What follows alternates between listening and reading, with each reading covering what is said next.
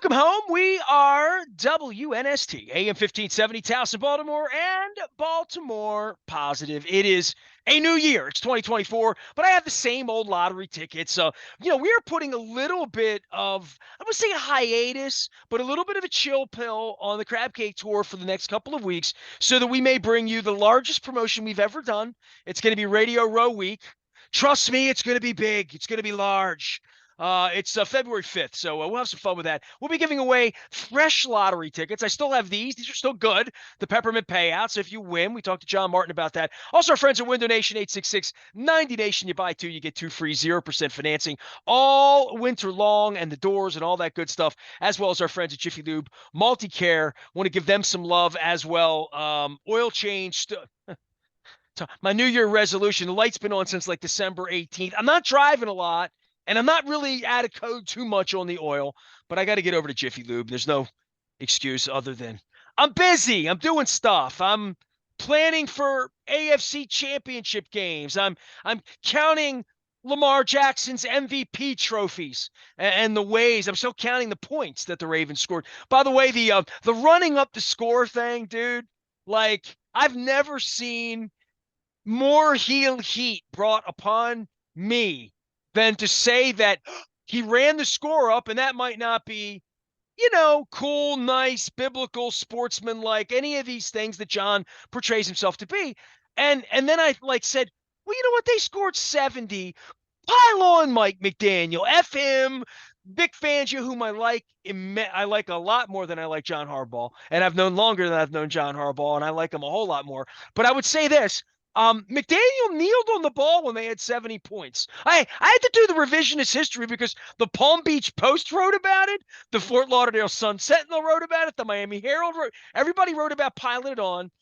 And meanwhile, we're just brushing it off, and it's time to wait 3 weeks and see which 6 starters we're going to put on the side here. Luke Jones joins us now after yet another, I don't know that there's any victory lap. I don't want to be crass in regard to John and certainly not Eric in what they've built here to get this thing to, as you've pointed out, where it was in 2019.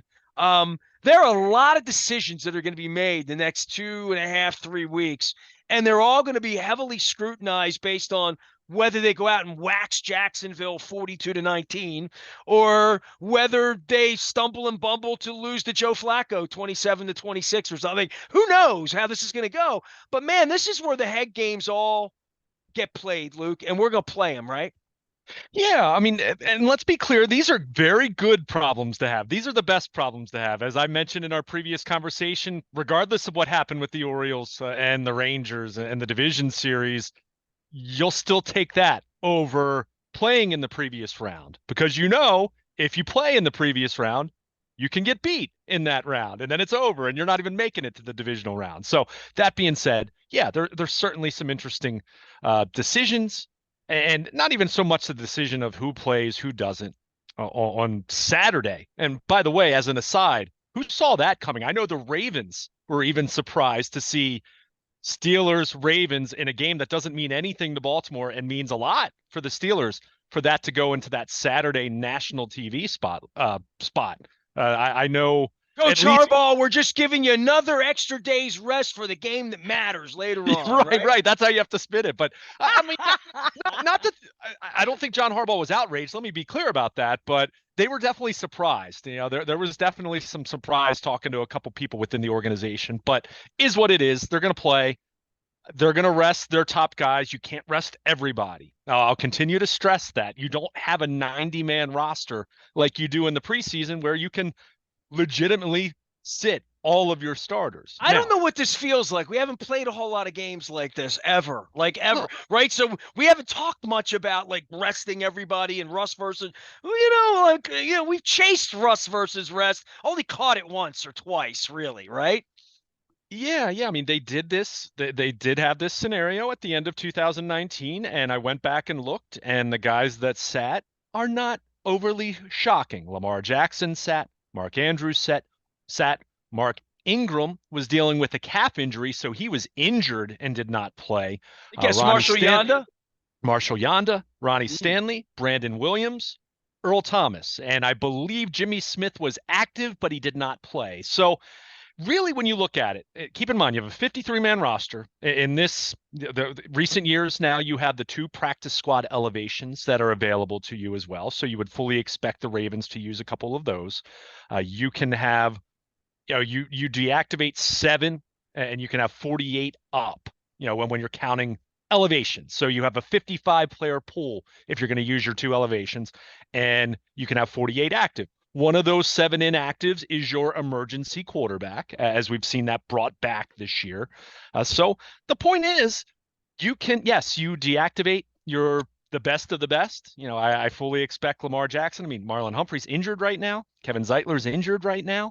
Kyle Hamilton injured right now. So, I mean, a few of those decisions are going to be made for them in the sense that guys that are banged up, they're certainly not going to put out there. But, you kind of, you do the math, acknowledging that you don't want to compromise even your key backups or your lesser starters too much. So, you kind of do the math and you say, okay, you can probably rest 10 guys, let's say. Now, you can rotate other guys.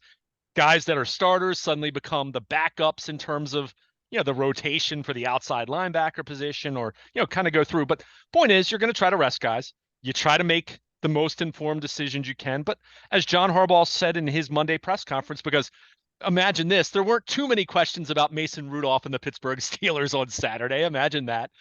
But he said, look, we can go back and look at 2019, and I have some thoughts, private, and some thoughts that we've talked about. I mean, it's very difficult to quantify all of that, right? I mean, I've said to you over and over, even going back to 4 years ago, I think the rest versus rust thing, I think a lot of that's a self-fulfilling prophecy. I think you make as much out of it as you want to, or as little out of it as you want to. They didn't play well, and they weren't prepared for what the well. Chargers did, what the Titans did, and any of those, sir. And they weren't the better team against the Bills, and certainly against the Bengals. It was a Herculean effort. With a backup quarterback to almost beat them. Right. I mean, Right. I mean, when I think about preparedness, preparedness is coaching, X's and O's, Jimmy's and Joe's, health. And then some of it's like, it's 4th and 1, you don't get a yard because your quarterback trips or something. Like and then the decisions, everything supremely magnified in a game that might not be 56-19. It might be. But if it's not, and it's a 7-point game, and Joe Flacco's got the ball, or Josh Allen's got the ball, or whoever it's going to be, Patrick Mahomes at this point has the ball. I mean, it could be any of this huge pool of different teams at this point. So we have all of our fun talking about all this, but the preparedness is going to be based on mental reps, health. They've been prepared for the last 17 games, Luke. They've been the best team in the NFL. They've been the best Ravens team ever, man. Like, so to your point, they don't make the Super Bowl to win the Super Bowl. Shame. But some issues going to have to really go wrong, and somebody's going to have to come in there and play their asses off to beat the Ravens. Yeah, but on the flip side, and agree with everything you just said, we also know history suggests, and look no further than the history of this franchise, that to win the Super Bowl, inevitably some things are going to have to go in your favor too. It's not just going to be that you're better in each of the games that you play. You're going to have the ball bounce the right way at some point in time too, because you're playing good teams in January. And I get it. The Ravens are the best team in the NFL. We've talked about that. I don't think anyone's arguing otherwise at this point, in Baltimore or outside Baltimore. I mean, it would be Patrick Mahomes' first road game, right? If they play a home game, it would be. Yeah, right. I mean, it's crazy. And look, the Chiefs are still there, and I know they're a mess, but it's still Patrick Mahomes and Andy Reid. Josh Allen and the Bills, if they take care of business this week, which again, what's funny now is the Ravens are in this mode where it's all about preparation, trying to get some rest. The guys that are playing in the game, they're preparing to play the Steelers. I mean, you want to put your best foot forward with guys that are actually going to play, especially, backups, and someone like a Geno Stone. He's going to play in this game. He adds 2 more picks to his stat line for this season. He's cashing in on the free agent, cash register. So there's still plenty of that going on, but there is this big picture sense that you have in the off season and you have in training camp where you're doing prep, but it's kind of a faceless opponent. You know, that's where the Ravens are right now because you don't know who you're playing. You have a pool of teams that your advanced scouts are doing work on, but it is this different dynamic that you have all these other teams you're looking at in week 18. And I know some others have clinched, and certainly there's some others besides the Ravens, but I mean, you look at all the Steelers, for example. I mean, they need to win and they need help to get into the playoffs. I mean, but the Ravens, there's none of that this week. So, if you're John Harbaugh, you're trying to weigh all these different decisions you have, whether it's, guys that are banged up, your most important players that you don't want to get banged up and then in you're this out game. there losing 23-3 to halftime, and the Steelers are kicking your ass because like it really means something to them, and you're like, just get me out of here. Yeah. Like literally just get me out of here. And listen, I don't want to pile on John, but I will. And the late points. Man, dude, Chubb got carted off and then they threw the ball over their heads. Like, I mean, it's totally a Vic Fangio thing, and like all of John's little personal slights that he'll probably have against me the rest of his life, and I'll probably have against him. But nonetheless, like there is a point where you just watch their best player go down when they were losing 30 points. Lamar was running into people. Like, what were they doing? And this whole weekend's going to be that, Luke, for every player, for everybody. Because Matabike, to your point, he wants to play. Pad those stats, Daddy-O. Give me 2 more sacks. Let's go. You know what I mean? Like the guys that need to pay for play, as Brian Billick would say, and need to pad stats and have whatever their personal number is, whatever their agent's telling them, whatever. But they also all want to win a Super Bowl. I mean, there's no doubt about that. But this is a game where Isaiah Likely is going to play, and some of those guys. And I heard Harbaugh talking about OBJ could go off for 10 catches. Maybe this is that week. I don't know. I mean, because they're going to go have some fun, I get, right? I mean, the guys that are out there playing, it is sort of a preseason game to go out there and try hard and put some good tape down and do all of those things that you'd like to say. But my God, as we sit here, the guys that are important, having watched Chubb go down, having watched anybody go down, and watching a real NFL game, this whole against the Steelers, no less, it's a real game to the Steelers. It really is. And you know that. And we'll all half-ass it. And it's Saturday. Everybody's selling their tickets to Steelers fans and go down there, have a good time. I'm saving up for my $800 it's going to cost me to get an AFC championship game ticket or whatever it's going to be. Or saving up for Vegas is people better have the gold card if you're going to Vegas. I've talked to my ticket brokers and I have some. I will have tickets here if people want to go. I got a guy. But tickets are $8,000. So it's not like, so this is your chance. If you want to go see them play, go spend another $150, $200 and go down next week and have a good time and do whatever it takes against Joe Flacco, Tua Tagovailoa. I mean, I guess it could be any of these different combinations of different players, but that's what the next 2 weeks is for us, right? We're going to be watching these other games, these other teams, where the seating is, Steve Kornacki lining things up, having a good time, and then we're going to sit around on a cold-ass weekend, holiday weekend, Martin Luther King weekend, and we're going to sit and watch 2 games Saturday, 3 games Sunday, 1 game Monday night. That might be the game that feeds the Ravens. Who knows, right? And the Ravens are going to sit around here and wait until the 20th or 21st, maybe early, maybe late. They're going to screw me and play the Sunday late game because the Smithereens are playing in Annapolis. Watch me. Well, just mark that down. We're playing the late game on the 21st. That's just intuition. But this is fun. Like, this is fun, but it's also get me to 7 o'clock Saturday night, get Harbaugh to 7 o'clock, and whomever plays, Stone, Matabike, Stevens. I'm just going through the list of, the center, Ricard. I mean, all of these guys that are going to have to play. You can't say, go be gentle with TJ Watt. He's playing with his career on the line, playoffs on the line.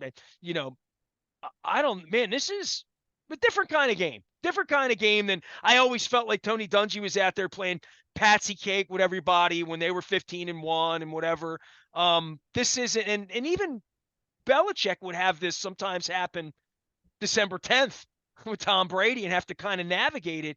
We're going to talk about this a long time. And honestly, dude, Purple Rain 3, which I'm sure you're going to author, this is part of the lead story if they win the Super Bowl, how this gets managed and how it gets managed well and how they get all their horses to the course. Maybe even Mark Andrews, maybe, at some point on this journey the way Rod Woodson came back and played in the Super Bowl, 28 years ago now. And that's possible. They've written such an incredible story, dude, from where Lamar was, where the contract was, where the team is, where the wide receivers were, where Harbaugh hasn't won playoff games, and they still haven't won playoff games, really. Um, they've written a nice Purple Rain 3 here if they can play 3 hours of really, really exceptional Joe Flacco 2013 exceptional football. Yeah, I'll actually disagree with one thing you just said from the standpoint of you said how they navigate now until the divisional round is a big story. I would suggest they want it to be the other. They want otherwise. They want it to not be a story how they navigate now to 3 weeks from now, because that means they didn't get anyone of significant note hurt against the Steelers, and you didn't have anything weird happen. No off the field stuff, and anything that would take away from whoever you're playing the third weekend of January, which is where we are at this point. I want to go back to something you said, though, and maybe we could turn this into a separate piece, maybe even. But I just think it's interesting because you mentioned Super Bowl, you mentioned the cost, you mentioned fans. Would they go to Vegas? How it's a expensive ticket, but I also just love the idea. And we talked about this in 19, but we didn't get to talk about it very long because it ended just like that. The idea that the AFC Championship game could be played in Baltimore for the first time since 1971. And think about it. There are plenty of Ravens fans who made it to Tampa in Super Bowl 35, plenty that went to New Orleans, but no Ravens fan has been to an AFC Championship game played in Baltimore, a Ravens fan, not an old Colts fan. So there's something that is very special there. And I do wonder where the juice for that, where that ranks compared to attending a Super Bowl, knowing that the Super Bowl is never going to be played in Baltimore. You know what I mean? I'll So tell you what the I juice just is. think that's Let special. me make it. Let me make this into something, because I mean that. Well, you can take me down a whole different path here, No, I Luke. I just mean, think it's honestly, really because special to think about that I'd have because to it think hasn't if I've been happened. to a dozen championship games. I mean, let's say at least, but about a dozen, because I haven't been in a long time. But for a dozen years, I went every year, and you can't go to Mm-hmm. both. You can only go to one, right? So, like, Right. literally, I can tell you which one I was at all of those years. So I was in Green Bay the first time they won in the cold and beat Carolina, and it was 5 degrees, and my French fries got frozen as I bought them and brought them back to Lambeau. I remember telling you that story. Pretty damn cold the day we were there. It was only like 28. This was different, but so I saw a championship game there. I was in the press box. Imagine that, at the Metrodome in Minnesota, the day that Brian Billick and the Dirty Birds, the day our franchise changed, and I took the elevator downstairs and I saw Taylor Smith, Rankin Smith's son, the David Modell of the Falcons, hyperventilating at the fact that the Falcons were going to the Super Bowl with Jamal Anderson. So, like, I remember the building and I remember the deflation of the building. Dude, I was at the Drive game in Cleveland. How about that with Phil Yeah. Jackman? I was sitting on the 50-yard line, which was basically right field, in the old Cleveland Municipal Stadium, Section 10, right where the foul pole would be, but it was a 50-yard line. Ernie, of course, he got me that ticket. Dude, they were going to the Super Bowl. I'm in there. Yeah. They were going to the Super Bowl. And then I watched Elway go left to right from home plate to the Marlboro sign out in Hmm. center field, and just slice dice across the middle. I saw Ozzie make the big catch to the left before that, the whole deal. And I've seen it's a much richer experience. You know what I Yeah. mean? Like, from a fan experience of having been to those New England games, having been to the Pittsburgh game, right? Like, a lot of our fans went to Pittsburgh. It's one of our stories of glory this week, brought to you by Curio and Foreign Daughter, is that Pittsburgh trip. We put 1,200 people in a ballroom up in Pittsburgh and went into the stadium thinking we were going to win. And the Flacco to Palomalu. I mean, all these. My God, I went to a lot of championship games. Right. Go to one. It could be here. Never. What I'm saying. I Right. just I think there is some you just said it's authentic. There's it's a little more organic, right? It's your home stadium, in this case. And I think for me, and I'm trying to do this taking off my reporter hat for a second and thinking about it just in terms of an experience as a fan. because I actually had this conversation with my best buddy on New Year's Eve. I went over to his house late after the game and everything, and he went to New Orleans. He went to Super Bowl 47. So he's seen the Ravens play in person in the Super Bowl. And we were kind of talking about, the richness of the idea of the Ravens playing an AFC championship game at home, if you had to choose one or the other, and let's say money's not an option, but just, that's something that's on your bucket list that you haven't had a chance to attend, a Ravens home AFC championship game. I'd be interested to hear what people would think as far as would you choose that compared to going to a Super Bowl and understanding, hey, they could win it, and it's a Super Bowl, and that's the pinnacle of major American professional sports. We understand all that, but the authenticity of it being 71,000 Ravens fans or 68,000 and maybe a couple thousand whatever fans. Hey, bro, I'm 90 days out with you on wild. Talking about what a World Series ticket would have cost here. Right. You know what I mean? Like how deep are your pockets to 5, 6, 800, $1,000 just to get in? That Cal Ripken night, right? I'm thinking of a couple of nights we've ever had here. I mean, we've had big playoff games and whatnot. Sure. The Colts game in 06. I mean, the really special, memorable, incredible. I mean, the Ray Lewis game was incredible. I mean, absolutely. I think we thought we could win the Super Bowl, but we knew it was Ray Lewis's last game. So in those moments that are seminal, Yeah. And what was taken away from us by Angelos after the parade too, which really would have been special.